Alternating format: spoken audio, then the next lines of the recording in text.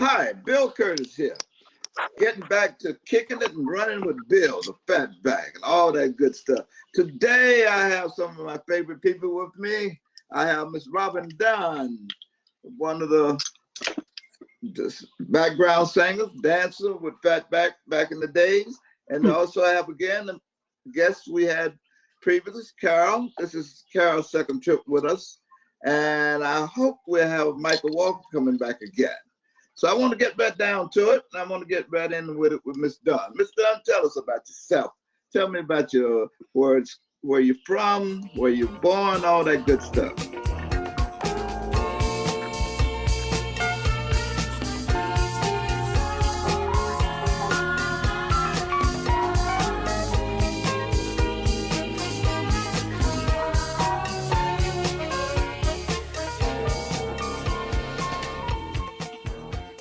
Well, Bill, first I want to thank you for having me and inviting me on.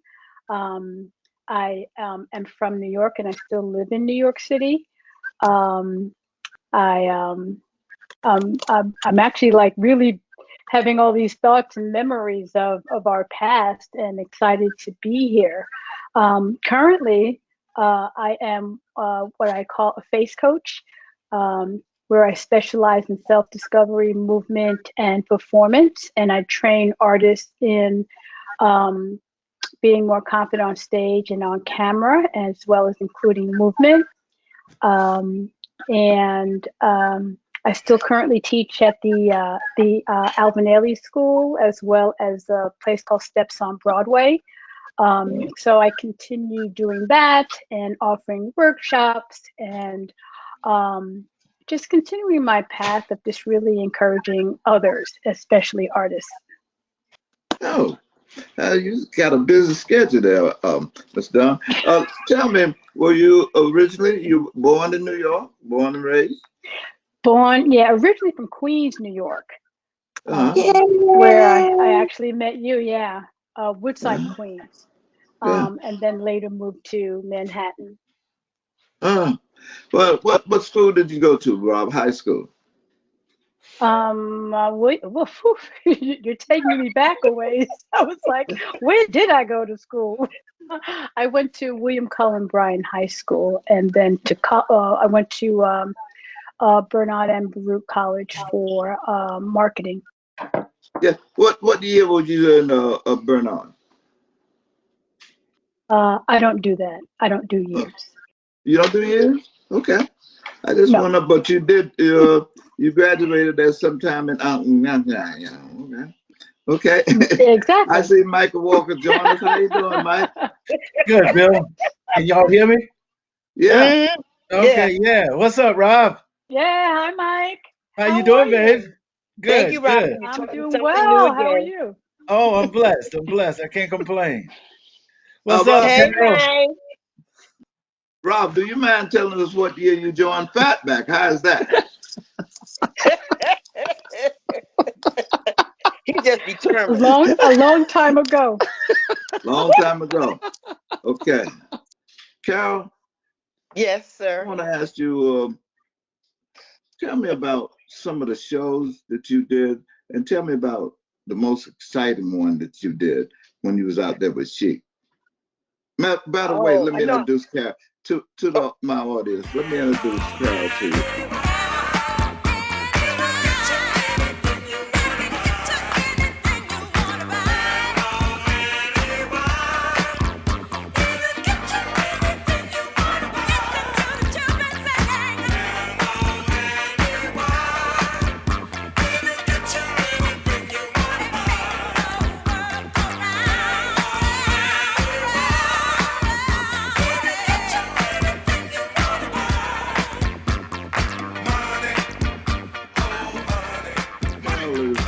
Former member of Chic, and she also former member. What was that other group, Carol? I wasn't in Chic. I'm a current and been there for years. I'm not giving no numbers either, like Robin.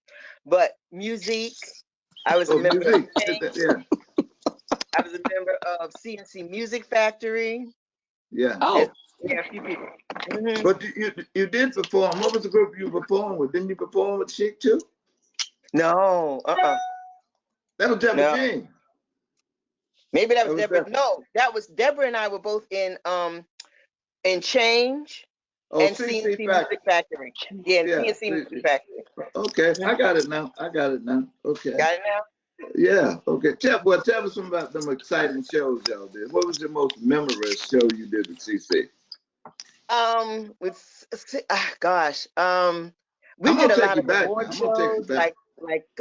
we did the Billboard Awards, MTV. They were always good. I loved that gig because they did everything first class. Everything Uh-huh. was first class, from flights to hotels to just rehearsal arrangements. Everything was first class, and that's something I really appreciated a lot.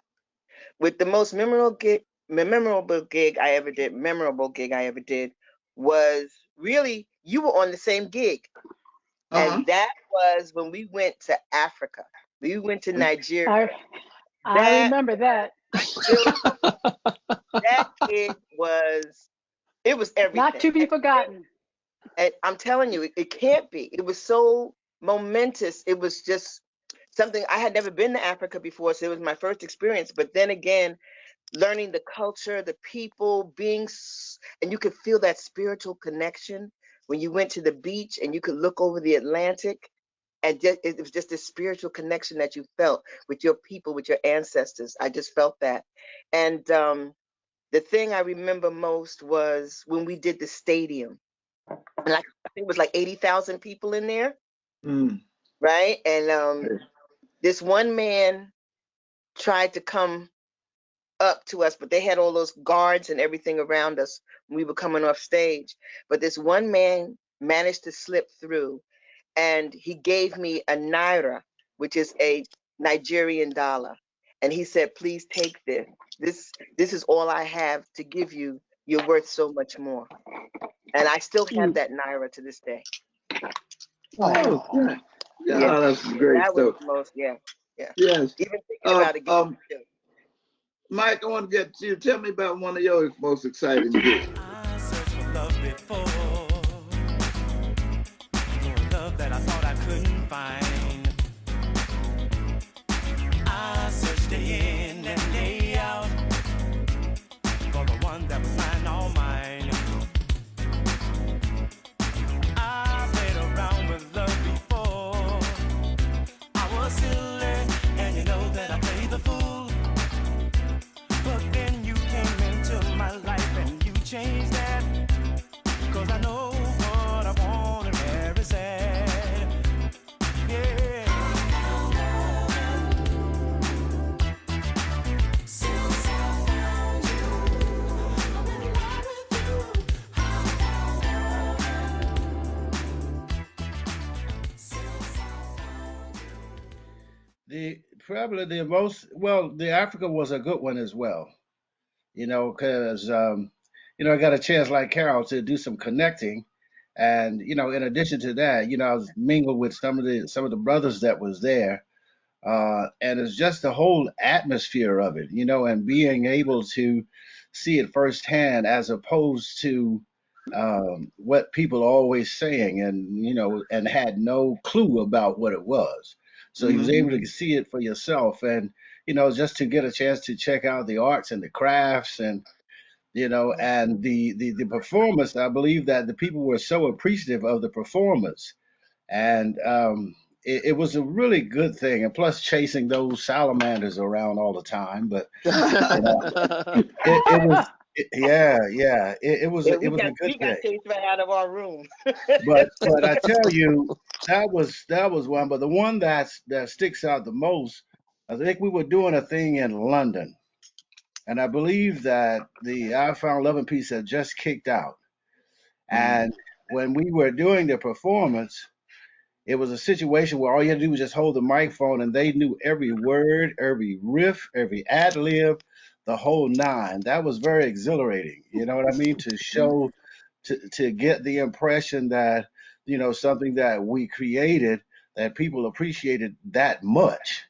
Mm-hmm. So that was pure elation for me. Just to know that you did something and people really appreciated it, you know? Exciting. So yeah, Yeah, man. I yeah. mean, you know, had your adrenaline pumping, you know? Pumping, pumping. Yeah. All right, Robert, tell me about your experience. Um, you know, I'm glad you asked me last because it gave me a chance to think because I have more than one. There were actually three exciting experiences. And I just want to note and publicly thank you, Bill, because meeting you, auditioning for the group, and being a part of the group really changed my life. It's like I walk with a blueprint of you in me, you know, every time I do what I do because of the impact that the experience being with the band had on me. One particular experience was Shea Stadium, being from I Queens forgot and about that. Yeah, performing Shea yeah. Stadium, and we were on the bill with Shaka Khan. Oh, yeah. And in later years, I worked doing some choreography for Shaka Khan, and what was so unimaginable was that we rehearsed in her house. She had a large space for us to rehearse, and Audrey Wheeler referred me for the gig, and back then we had VCRs, and her VCR was on the blink, and I'm my mama's daughter. So she invited me to go into her bedroom to fix the VCR. So we had all the background singers, Shaka Khan, they were all sitting on her bed while I was fixing her VCR so that we can watch some footage for the rehearsal. So I couldn't imagine. I'm like, I said to my, and I really, specifically said to myself, I'm in Shaka Khan's bedroom fixing her VCR. And she had no clue that I was that young dancer in Queens, part of the Fatback Band, performing when she was with what was the name of the group? Shaka Khan and Rufus. Rufus. Yeah, it was Rufus and Shaka Khan. So so Shea Stadium was the first one. Soul Train was the next. Oh, yeah, You I know, remember that one. being on Soul Train, meeting Don Cornelius, all these are things that like make history. So that as I travel in the travels that I do, like in dance, when I share some of this history, the dancers look at me like, "Whoa," and then they look at me like, "Wow, how old are you?" And then, but the funny thing about Soul Train is that I had a wardrobe malfunction. I'm sorry, not Soul Train. It was the Apollo.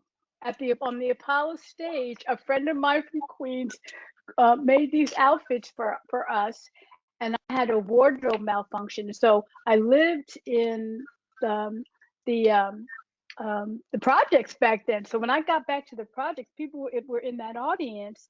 We got back, and everyone was talking about how I had this wardrobe malfunction. And then I later became the director of the live amateur night show for a year. So you never know what plants you're seeding, you Yeah. know. So those are my three. Great. Robert, speaking of going back, do you remember the gig you came in on late? It was somewhere in Ohio. I think it was in Cleveland.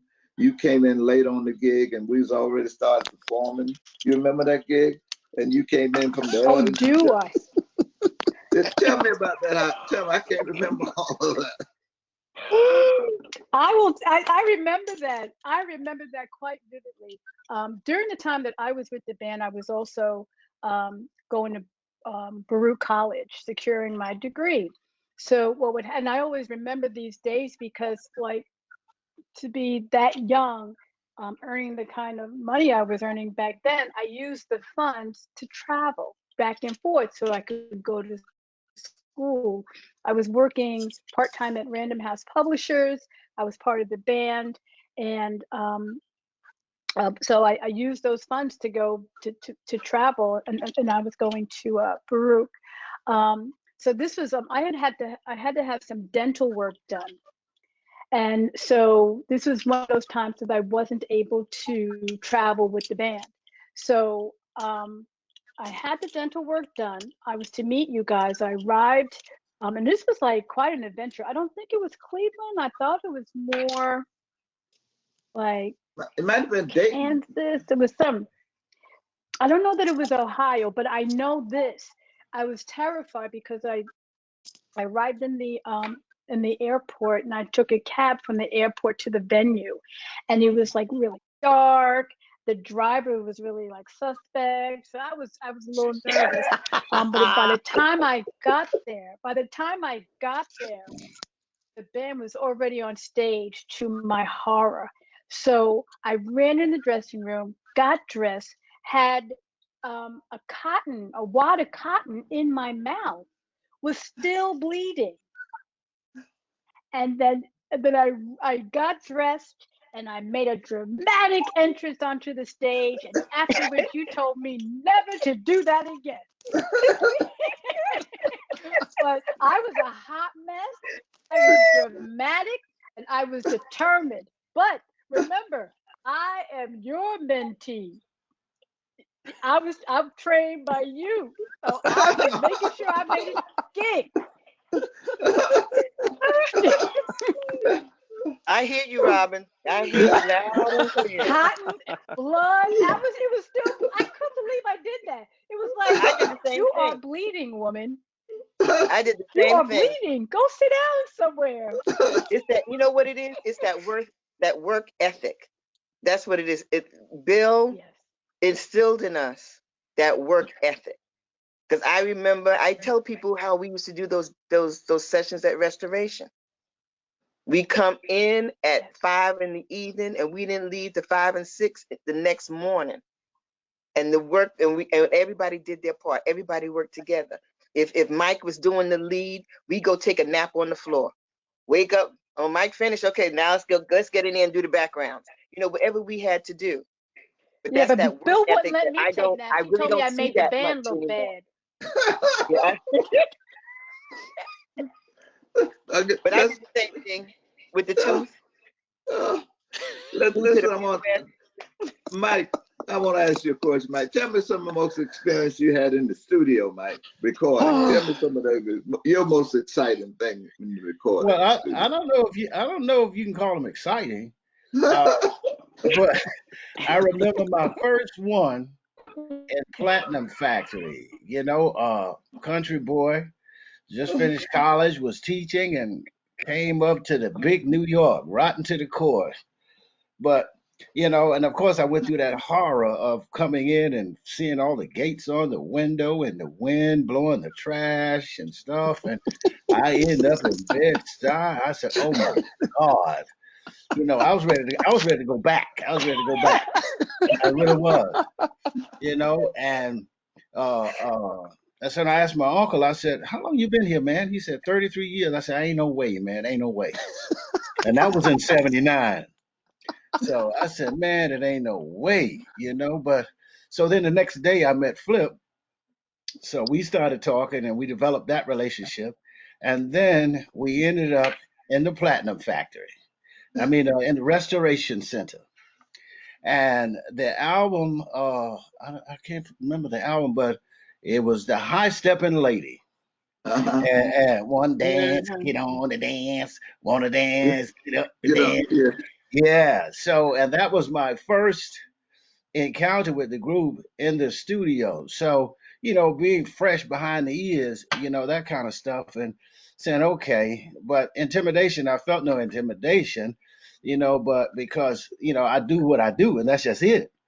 So I said, well, let me get in here, and, being young, you're looking and watching Bill and I'm watching Jerry, you're trying to get some reaction, but you would never get reaction out of Bill, whether you did good or not. You know what I mean? So I said the best thing for me to do is just go ahead and do what I'm going to do. So I, went on and did it. So obviously they like it, so they, kept it or whatever the case might be. Now that was it was good for me because it gave me a sense of a sense of the work ethic. It gave me a sense of the level that people had to be once they were in the studio. So if you wasn't on your A game, there was no need to be there. you know, because that would end up turning into an argument. You know what I mean? Certain dispute, not from us, but from BC. You know what I mean? You know, and then he do this. You know, so and then some of my I tell you some of my good memories were in the Platinum. I mean, what was that rehearsal studio? The Daily Planet. Yeah. You know, Oh yeah. where we used to do a lot of rehearsing there, and you would always run into people. You know, I remember running to, you know, to Shaka Khan there and all of that, and we were all, you know, everybody talking. We were in Studio 8. I think they were rehearsing in Studio B, and you know, and then you know somehow we all got to talking, and then oh my God, then she sat on my lap. I said, oh my God, you know, and of course I'm still fresh, I'm still new, I'm still, you know, you know, as far as New York was concerned, I had no game, you know, so I'm still trying to learn the ropes, you know, and then, you know, we had some good times what's the one on 48th Street? What was the name of that one? The building Oh, where Pop got shot in. It was yeah. 48th Street. On 727 Rocket, building. Rocket, Record Planet. No, no, no, no. It was on 48th Street. I is think it it was on like Rocket? Yeah. Yeah, I the can't 10th think or of it. It 11th used to be floor. down. Yeah, I can't think of the name of it right now, but I know Uh, the one you're talking about. I know it's the yeah, address is 727 7th Avenue. That's how yeah, you got into the building. yeah, because you went in off 7th Avenue, but I forget the Yeah, Yeah, name of it. yeah, Well, yeah. that's yeah, where we did. I think that's where we did the session where with Jerry Bloodsoe and David yeah. Sanborn and all of that. But it was a lot of good sessions there. But in all the sessions, you know, I used to like watching Ron. You know, I always, you know, wanted like to do that and see what he was doing and ask him questions and try to be a sponge. You know, and you know, and working with Jerry or whatever the case might be. But there were a lot of Ron moments Saint there. Germain. Yeah, Yep. there were a lot of moments in the studio where were, you know, more so for me educational than performance based. And a lot Hmm. of those things, you know, even though I just, you know, retired in 2019 from education, but I still remember those things and I employ those things today, you know. Yeah. So they were all, you know, learning things and sometimes, you know, in a situation you can learn better by seeing what not to do than I what to do, understand. Okay. you know. Uh, So, you okay. know, Listen, I want to move on. Carol, Yes, sir. Carol, what have you been doing lately? Well, I just finished my CD. I'm gonna show Hmm. y'all. Woo! Here it is. Here it is. Here it is. The official release Yay! is May 1st, and it's a really nice eclectic type of CD. Has a lot. It has something for everybody. It has a little Yeah. something for everybody. Yeah. it's Where And on I did you really, iTunes. record it? it Where was did a you blessing. record that at? What'd you say? Where did you record that one at? Up in Connecticut at Horizon Studio. Uh-huh. Uh-huh. Yeah. Good. Who was the producers on that? Rafe Klein is the executive producer, and Vic Steffens is the producer. What is the work tune they're gonna go with? Which is the first one they The released? first tune is a duet with Bobby Harding called What Do You Call It? And it's a R&B funk kind of up-tempo song. I remember when I first laid eyes on you, baby. I had a funny feeling my life was gonna change, yeah, yeah. Your whole life would be in a state of mind, feeling you had to be mine, mine, oh mine. But now time passed and I'm still mesmerized. There's no doubt you stole my heart. What do you call it? What do you call it when I feel you in my sleep? What do you call it? What do you call it when I see it all my dreams? What do you call it? What do you call it when you're weak in the knees? What do you call it? What do you call it when you do anything to please? I call it love, love, love, love, love. Oh, I thought these feelings It's on Well, iTunes. how many albums do you have out now? This is the first one really by myself. Uh-huh. I've been on a lot. I just had a discussion the other day with somebody with my Discogs because I didn't realize I was on so much stuff. And then in researching things to talk about for today, I found even more stuff on YouTube where they lifted my voice and put it on another track. Ooh. So I'm like, oh, I got some work to do. I got to find my money. I got to find my money now. You know. Well, So you're in the right place, a lot of things that I've been on. Just there's a lot of stuff that I've written and a lot of things that I've just sung either lead or background vocals on. There's just a lot of stuff. God, you go, girl. I'm proud of you. I'm proud. Matter of fact, I'm proud of all of y'all. You guys are doing great, man. Robin, tell me some of the projects you're working on. Currently, especially since this pandemic, whew, Yes. most of the work that I do is virtual. And as I mentioned earlier, I'm a FACE coach. FACE is an acronym for focus, attitude, confidence, energy, and eye contact. And it's a technique that I've created where, again, as I said, I help artists to perform and be more confident on stage and in front of the camera.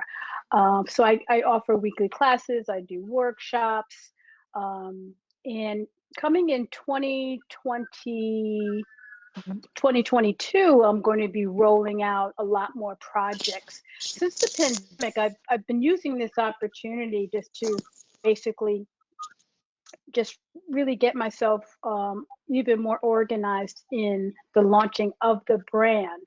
So I have projects within projects. I have a workshop that I have called Face the Mic. And that's where artists, and Carol work with me on that as well, where the artists work for 7 weeks with me. And I coach them, and then Carol comes in and does some vocal coaching as well. And then I have a panel of professionals during the showcase that give the participants live feedback. And with us being on this platform and more people having to be more confident on camera, you and I spoke about this, Bill, increases the need for people to really have the solid training. I don't make it a secret that I've also been a person to really work really hard. I don't like to say things like fighting depression. I've lived with depression and I've managed that. And I used the technique was actually born out of my work as an artist, as well as someone who has been on that journey. And I've created different tools that are very specific to aid people again with the journey that it takes to do what my friend Craig Derry says. Craig would always say, Robin, these kids, they need that inside work that you do, that inside work. So I have specific techniques designed for the inside work. But I have to say two things. You got me on a roll with thinking about the memories. One was dancing background while Phyllis Hyman sang in, I forget what club it was in Manhattan, working with Phyllis Hyman. And the other one was working with James Brown. So these, I didn't want us to end without like getting that in. It was like, those were so, you see, in my classes, at the end, I have something I call dropping gems. So it's like, thanks to you, I have many a gem to drop. Moving forward, I just look forward to just taking the brand to the next level. I have another platform or another workshop called Face the Dance Floor, where I take the same model and workshop it for dancers as well. Robin, how can someone get in touch with you if they wanted to get on my in there? social, okay. Give them your email address or something. Go ahead. They can find me on DM me on Instagram at Robin Dunn Face. Thank you for asking.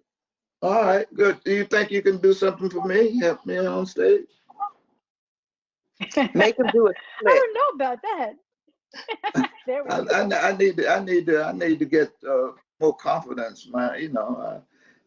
Every time I go on stage, I'm shaking.